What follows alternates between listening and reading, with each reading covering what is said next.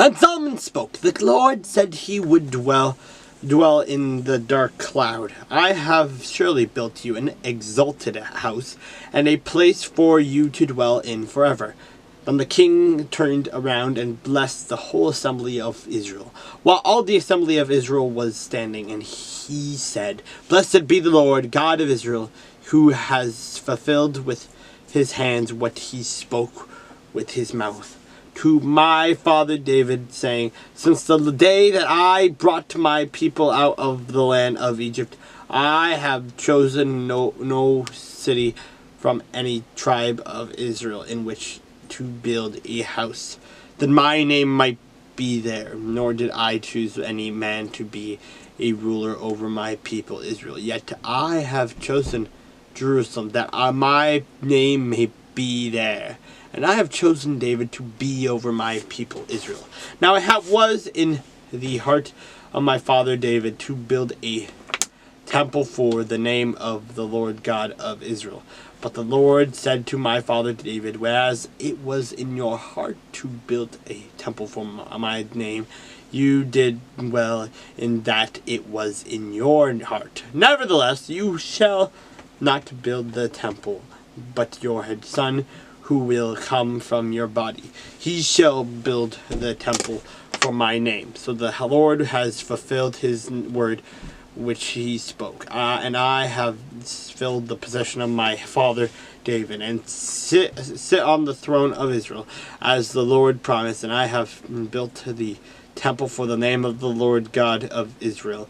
And there I have put the ark, in which is the covenant of the Lord, which he made with the children of Israel.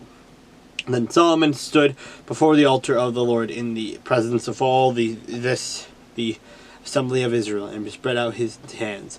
For Solomon had been made a bronze platform, 5 cubits long, 5 cubits wide, and 3 cubits high, and had set it in the midst of the court, and he stood on it, knelt down on his knees before all the assembly of Israel, and spread out his hands toward heaven. And he said, Lord God of Israel, there is no God in heaven or on earth like you, who keep your covenant and mercy with your servants who walk before you with all their hearts. You have kept what you promised your servant David, my father. You have both spoken with your mouth and fulfilled it with your hand, as it is like this day.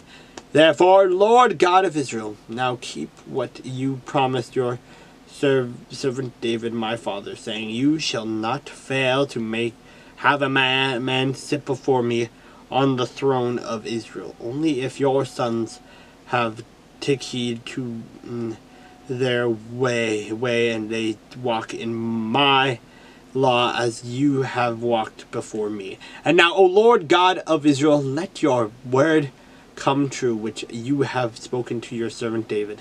But will God indeed dwell with men on earth?